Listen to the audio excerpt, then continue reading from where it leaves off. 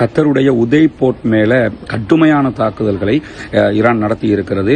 சில ஏவுகணைகளை கத்தர் தடுத்திருக்கிறது என்கிற செய்திகள் வந்தாலும் உதய் போர்ட் மேல கடுமையான தாக்குதல்கள் நடத்தப்பட்டிருக்கக்கூடிய செய்திகள் தொடர்ந்து வெளிவருகிறது. அதே நேரம் பஹ்ரைனில் இருக்கக்கூடிய அமெரிக்காவினுடைய 5வது படைத்தளத்தின் மீது உச்சகட்ட தாக்குதல் நடத்தப்பட்டிருக்கிறது.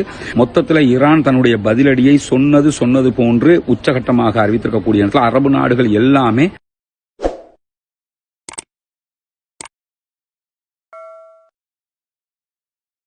அன்பிற்கினிய சகோதர சகோதரிகளே, நம் அனைவர் மீதும் ஏக இறைவனுடைய அமைதியும் கருணையும் உண்டாகட்டுமாக என்கிற பிரார்த்தனைகளோடு தற்போது ஈரான் இஸ்ரேல் மீதும் அதேபோன்று அமெரிக்காவினுடைய தளங்கள் மீதும் பலத்த தாக்குதல்களை ஆரம்பித்திருக்கிறது என்கிற செய்திகள் வெளியாகி கொண்டிருக்கிறது. குறிப்பாக ஈரானுடைய முதல் கட்ட தாக்குதல்களை இஸ்ரேல் இந்த அளவுக்கு ஏற்படும் என்று எதிர்பார்க்கவில்லை என்று இஸ்ரேலுடைய சேனல் 20 உள்ளிட்ட ஹெரேட்ஸ் உள்ளிட்ட ஊடகங்களை செய்திகள் வெளியிட்டிருக்கக்கூடிய காட்சிகளை நம்ம பார்க்க முடியும்.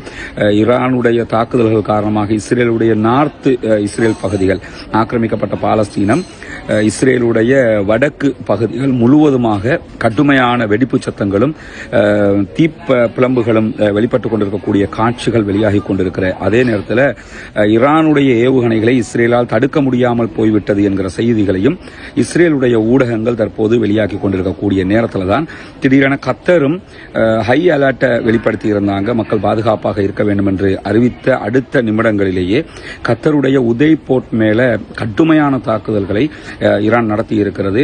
சில ஏவுகணைகளை கத்தர் தடுத்திருக்கிறது என்கிற செய்திகள் வந்தாலும் உதய் போர்ட் மேல கடுமையான தாக்குதல்கள் நடத்தப்பட்டிருக்கக்கூடிய செய்திகள் தொடர்ந்து வெளிவருகிறது. அதே நேரம் பஹ்ரைனில் இருக்கக்கூடிய அமெரிக்காவினுடைய 5வது படைத்தளத்தின் மீது உச்சகட்ட தாக்குதல் நடத்தப்பட்டிருக்கிறது.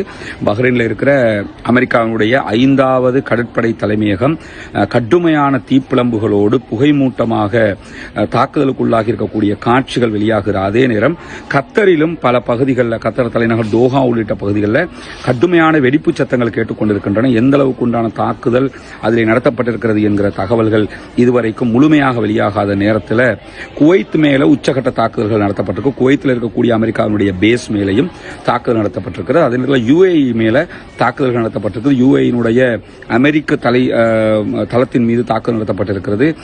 UAE-னுடைய அபுதாபி, துபாய் உள்ளிட்ட பகுதிகளிலும் கடுமையான வெடிப்பு சத்தங்கள் கேட்கக்கூடிய காட்சிகள் வெளியாகி இருக்கிற அதே நேரத்தில் துபாய்ல இருக்கக்கூடிய அமெரிக்காவினுடைய தளம் ஈரானுடைய அதிமுக்கியமான ஒரு டார்கெட்டாக பார்க்கப்படுகிறது.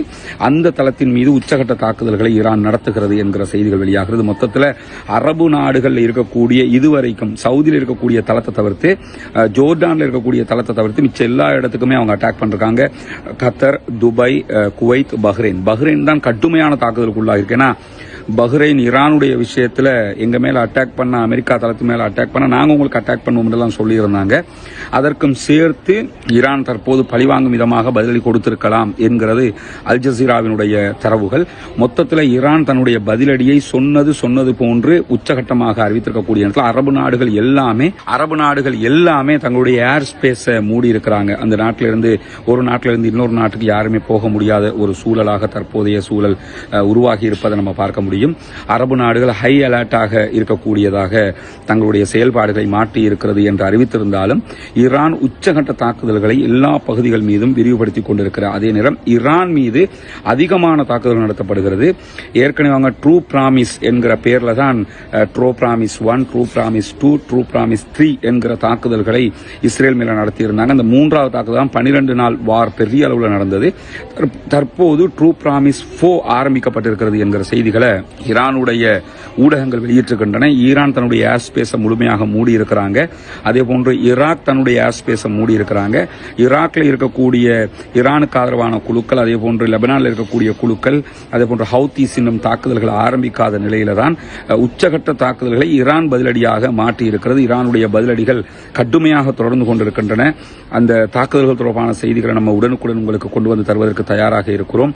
ஈரான் ஏற்கனவே கடுமையான எச்சரிக்கைகளை விடுத்திருந்த கொண்டிருந்த நிலையில ஈரானுடைய ஒரு அதிகாரி அல் ஜசீராக்கு பேசுகிற போது எல்லா ரெட் லைனையும் நாங்க தாண்டிட்டோம், இனிமே எந்த ரெட் லைனும் எங்களுக்கு கிடையாது, அதாவது சிகப்பு கோடுங்கிற ஒண்ணே எங்களுக்கு கிடையாது, நீங்க சிகப்பு கோட்டை பத்தி பேசவே கூடாது, மொத்த அட்டாக்கை நாங்க பண்ணுவோம் என்று சொல்லி தாக்குதல்களை நடத்தி கொண்டிருக்கிறார்கள். குறிப்பாக கத்தருடைய உதை போர்ட் தான் அவர்களுடைய மிகப்பெரிய இலக்காகவும் மாறி இருக்கிறது. அதே நேரத்தில் பஹ்ரைனுடைய போர்ட், எல்லா போர்ட் மேலேயும் சொன்ன மாதிரியே ஈரான் தாக்குதல்களை நடத்தி கொண்டிருக்கிறது. பொறுத்திருங்கள், இணைந்திருங்கள், மொத்த தகவல்களை உடனுக்குடன் உங்களுக்கு தருவதற்கு பகிர்ந்து கொள்வதற்கு தயாராக இருக்கிறோம்.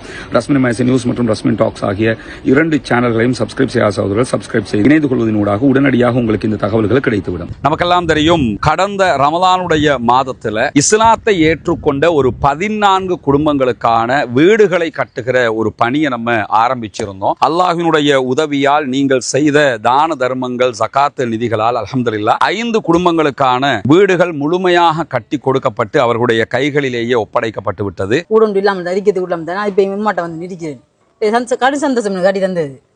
இது உங்களோட வீடு, இனி பௌமி வேலை நடக்குதாண்டெல்லாம் பார்க்க மடர் வேலையெல்லாம் முடிச்சிட்டோம் நாங்க. சரிதானே? உங்களுக்கு எப்படிமா சந்தோஷமா? நிறைய பேருக்கு உதவி செஞ்சிருக்காங்க, அவங்களுக்கு என்ன சொல்ல நினைக்கிறீங்க? துவா செய்யுங்க, சரியா? தொழுகை, நோன்பு அதுகளை எல்லாம் ரொம்ப கடைப்பிடிச்சு கொள்ளணும். மார்க்க விஷயங்கள் தானே. அல்லாட்ட நம்ம உலகத்துக்கு எங்களால் முடிஞ்சதை நாங்கள் செஞ்சிட்டோம், மறுமைக்கு நீங்கள் தான் தேடிக்கொள்ளணும். சரிதானே? இந்த வீடு கட்டி முடிஞ்சதோட நாங்கள் வர்றோம். அவங்களோட மனைவி வந்துட்டாங்க வீட்டுக்கு. கேட்கும்போது என்ன சொன்னாருண்டா, நான் இதுக்குத்தான் நினைப்பேன், அந்த வீடு நீங்கள் கட்டி தந்துட்டீங்க, எனவே நாங்கள் இனி சந்தோஷமா இருப்போம். என் பிள்ளைகள் இப்போ நிம்மதியாக பழக்கக்கூடிய அளவுக்கு நிம்மதியாரி அல்லாஹ் அவங்களோட எண்ணங்களை பேசாக்குவான் இன்ஷா அல்லாஹ். ரொம்ப மகிழ்ச்சியான தருணங்களாக அந்த தருணங்கள் இருந்தது. காரணம் என்னன்னா, இஸ்லாத்தை புனிதமிக்க வாழ்க்கை நெறியாக அவர்கள் ஏற்றுக்கொண்டிருக்கிறார்கள். ஏற்றுக்கொண்டவர்களுக்கு ஒரு வாய்ப்பாக அவர்களுடைய வறுமை நிலையை போக்கும் விதமாக இந்த சந்தர்ப்பம் அமைந்திருந்தது. அந்த அடிப்படையில் மீதமுள்ள 9 குடும்பங்களுக்கான வீடுகளை கட்ட வேண்டிய தேவை நமக்கு இருக்கிறது. நம்ம ஒட்டுமொத்தமாக கோடிக்கணக்கில் காசை கொண்டு வந்து வச்சு இந்த பணிகளை பண்றது இல்லைங்கிறது உங்களுக்கு தெரியும். நம்முடைய வீடியோவை பார்க்கக்கூடிய மக்களுக்கு கன்வே பண்றோம். அந்த மக்கள் தரக்கூடிய பொருளாதாரத்தை கொண்டுதான் இந்த வேலைகளை நம்ம செஞ்சுக்கிட்டு இருக்கிறோம். குறிப்பாக இந்த பணிகளுக்காக 100 ரூபாய், 200 ரூபாய், 500 ரூபாய், 1000 ரூபாய் என்று சின்ன சின்ன தொகைகளை கூட தந்து உதவிய பெருமனது கொண்ட சகோதர சகோதரிகளை நம்ம பார்த்திருக்கிறோம். அதே மாதிரி லட்சங்களில் உதவி செய்த சகோதர சகோதரிகளையும் பார்த்திருக்கிறோம். ஒவ்வொருத்தருக்கு எவ்வளவு முடியுமோ அந்த அடிப்படையில் நமக்கு அதை தந்து உதவி இருக்கிறார்கள். அதன் அடிப்படையில் தான் 5 வீடுகள் கம்ப்ளீட்டடாக நம்ம கட்டி கொடுத்திருக்கிறோம் அல்ஹம்துலில்லாஹ். இப்போது நம்ம இருக்கக்கூடிய இந்த பகுதிகளில் 4 வீடுகள் கட்டுவதற்குரிய ஏற்பாடு நடந்து கொண்டிருக்கிறது. 2 வீடுகளுக்கான அத்திவாரம் போட்டிருக்கிறோம். இந்த அத்திவாரம் தித்வா புயல் வர்றதுக்கு முன்னாடி போட்டது. புயல் வந்ததோடு அந்த புயல் பணிகள், அந்த வேலைகளால் நமக்கு இதெல்லாம் நிறுத்தி இருந்தோம். அதனால தான் நம்ம விளம்பரங்களும் அது தொடர்பாக எங்கேயுமே போடலை. தற்போது புனிதமிக்க ரமலானுடைய மாதத்தை அடைந்திருக்கிறோம். நபிகள் நாயகம் ஸல்லல்லாஹு அலைஹி வஸல்லம் அவர்கள் காற்றை விட வேகமாக ரமலானிலே தர்மங்களை செய்வார்கள், தான தர்மங்களை அள்ளி கொடுப்பார்கள் என்கிற நபிமொழிகளை சஹீஹுல் புகாரி, முஸ்லிம் உள்ளிட்ட நபிமொழி கிரந்தங்களில் நம்ம பார்க்கிறோம். ஏன்னா அவ்வளவு அதிகமாக ரசூலுல்லாஹ் தான தர்மங்களை செய்து கிடைக்கிறதையெல்லாம் கொடுத்து நன்மைகளை சேகரித்துக் கொள்வார்கள். அதே நேரத்தில் அல்லாஹு தஆலா திருமறை குர்ஆன்ல ஜகாத்து பெறுகிற கூட்டத்தினரை பற்றி 8 கூட்டத்தினருக்கு நீங்கள் ஜகாத்து வழங்க முடியும் என்று சொல்லும் போது அதிலே ஒரு கூட்டத்தினராக முஅல்லஃபத்துல் குலூப், இஸ்லாத்தின் பால் உள்ளங்கள் ஈர்க்கப்படுகிறவர்கள் என்கிற ஒரு பிரிவினரையும் நமக்கு காட்டி தருகிறான். எனவே இஸ்லாத்தை ஏற்றுக்கொள்ளுகிற சகோதரர்களுக்காக ஜகாத்து நிதிகளை கொடுக்க வேண்டியது கடமையாக இருக்கிறது. ரமலானுடைய காலத்திலே ஜகாத்துகளை கணக்கு பார்த்து ஏழை எளிய மக்களுக்கு கொடுக்கிற சகோதரர்கள் இந்த பணிக்காகவும் ஒரு போர்ஷனை ஒதுக்குங்க. உங்களால் முடிஞ்ச ஒரு தொகையை முன்னால் தெரிகிற நம்முடைய ஹியூமனிஸ்ட் பீப்புள் ஆர்கனைசேஷன் என்கிற ஆர்கனைசேஷன் அக்கௌண்ட்டுக்கு நீங்கள் வைப்பிலிட முடியும்.